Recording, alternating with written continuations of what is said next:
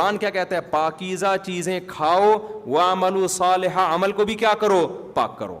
گندے عمل بھی نہ کرو. جھوٹ بولنا ناپاک عمل ہے، زنا کرنا ناپاک عمل ہے، ہوس کرنا ناپاک عمل ہے. انسان پیسہ کمائے حلال طریقے سے استغنا کے ساتھ. استغنا کا مطلب کیا ہے؟ لالچ نہ کرے.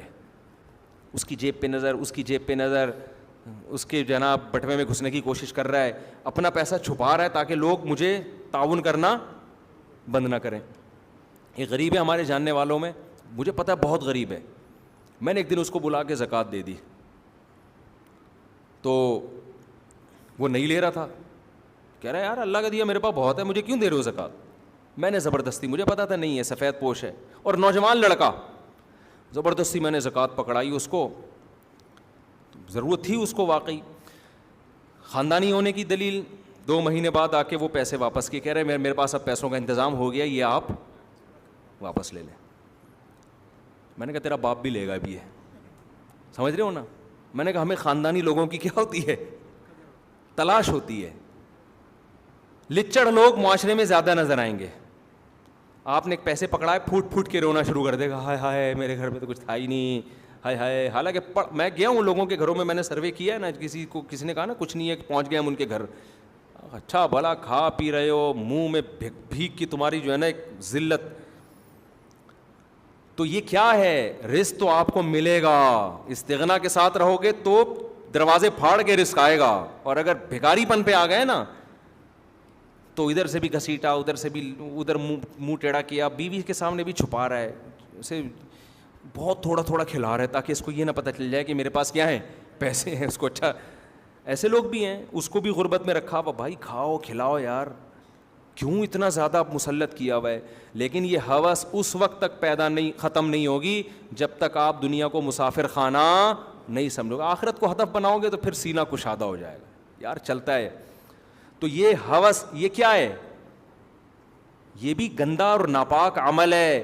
یہ تمام قسم کی ناپاکیوں سے اپنے آپ کو بچاؤ گے نا تو آپ پاک ہو جاؤ گے. اور راحت کس میں ملتی ہے؟ پاک ہونے میں یا ناپاک ہونے میں؟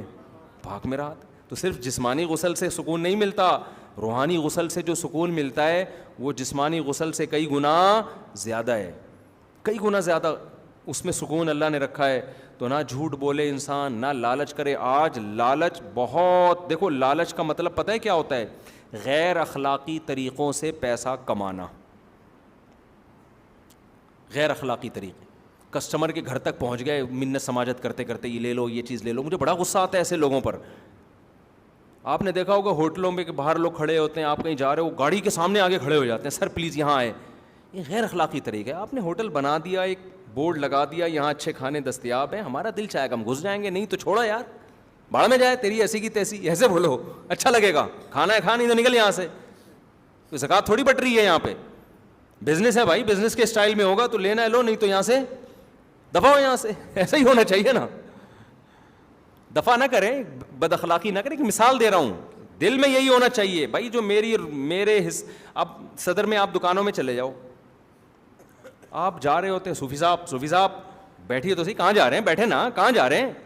او بھائی یہ غیر اخلاقی طریقہ ہے.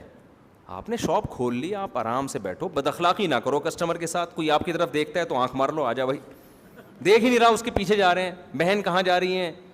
انٹی نہیں بولتے، ان کو پتہ ہے پھر جاتی رہے گی، رکے گی نہیں. کسی خاتون کو انٹی بول دیا نا، وہ سمندر میں جا کے منوڑا کے گر جائے گی، وہ پیچھے مڑ کے نہیں دیکھے گی. تو بڑے ہوشیار ہوتے ہیں. تو سسٹر کہہ رہے ہوتے ہیں آئیے، بھابھی آئیے، یہ کہہ رہے ہوتے ہیں، پیچھے تک جا رہے ہوتے ہیں. بھائی تمیز سے کماؤ یار. آپ کا کوئی بزنس ہے، اسی جیسا بزنس دوسرے نے بھی کھول لیا، کوئی بات نہیں یار، جو جس کے مقدر میں جو کسٹمر ہوگا آئے گا. لیکن ایک آدمی اسی جیسا بزنس کرتا ہے تو اپنے کو آپ کو پروموٹ کرنے کے لیے آپ کی ٹانگیں کھینچ رہا ہوتا ہے کہ یار اس کو کسی طرح سے. میں ایک دفعہ ایک بائک والے کے پاس گیا اپنی بائک ٹھیک کرانے کے لیے، ہر مہینے اسی کے پاس جاتا تھا. ایک دن وہ اتفاق سے اس کی ورک شاپ بند تھی تو میں ساتھ والے کے پاس چلا گیا. ساتھ والے سے جب میں نے بائک ٹھیک کروانے لگا تو اس نے کہا آپ اس کے پاس جاتے ہو؟ میں نے کہا ہاں. کہہ رہے میں ایک بات بتاؤں، یہ بندہ ٹھیک ہے نہیں. تو آپ برا محسوس کرو گے، آپ مولانا صاحب ہیں، کسی کی اپنے پڑوسی کی برائی کرنی نہیں چاہیے، لیکن چونکہ آپ بہرحال ایک عزت، ان کے خیال میں ایک عزت دار آدمی تھا تو میں اس لیے بتا رہا ہوں کہ آپ نہ جائیں. مجھے بہت برا لگا اس کا یہ عمل. میں نے کہا اس کے پاس جاؤں نہ جاؤں, تیرے پاس آئندہ کبھی بھی نہیں آؤں گا. حالانکہ عین ممکن ہے وہ سچ کہہ رہا ہو. ہر سچ کہنے کا نہیں ہوتا جب تک آپ کے پاس کوئی واضح دلیل نہ ہو. دلیل نہیں ہے تو کیوں الزام لگا رہے ہو؟ ثابت کرو. آپ ثابت آپ کر نہیں سکتے. آپ کسٹمر کو چکر میں ڈال دیا نا آپ نے. میں ایسے ہی الزام لگا دوں وہ بندہ 2 نمبر ہے, حالانکہ مجھے پتا ہے, لیکن جب تک میرے پاس اس کو پروف کرنے کی کوئی دلیل نہیں ہے, مجھے اجازت نہیں ہے کہ میں لوگوں کو اس کے بارے میں ورغلاؤں, اس لیے کہ اگلا میری بات پہ کیوں یقین کرے گا. تو میں نے کہا بھائی اس میرے دل میں سوچا اس کا تو مجھے پتہ نہیں کہ 2 نمبر ہے یا نہیں ہے, تیرے بارے میں مجھے یقین ہو گیا کہ تو کیا ہے, اپنے پڑوسی کی ٹانگیں کھینچ رہا ہے. تو ہر بات کہنے کی بھی نہیں ہوتی, یہ آپ کے 2 نمبر ہونے کی علامت ہے. آپ بیٹھو یار, ہم نے, آپ یہ سوچو ہم نے کوئی ٹھیکہ تھوڑی لیا ہوا ہے. اور کوئی دلیل سے بات کرتا, بتا دیتا کہ اس دن جو آپ نے انجن ٹھیک کروایا تو اس انجن میں اس نے یہ والا پرزا آپ چیک کر لیے گا جا کے چائنا کا ڈالا ہے, یہ دلیل سے بات ہوتی, میں چیک کر لیتا واقعی بھائی وہ 2 نمبر ہے مجھے, پھر یہ جائز ہے تاکہ دوسرے کو نقصان ہو. لیکن آپ ہوائی بات کر رہے ہو, وہ بندہ ٹھیک نہیں ہے. کیوں ٹھیک نہیں ہے؟ اس کو کہتے ہیں جرح مبہم. مبہم کا مطلب ایویں ہی پھینک دو آپ بیٹھ کے. حدیث میں جب جرح ہوتی ہے نا کہ یہ راوی ضعیف ہے, تو جرح کی 2 قسمیں ہوتی ہیں, ایک جرح مفسر کہلاتی ہے, ایک جرح مبہم.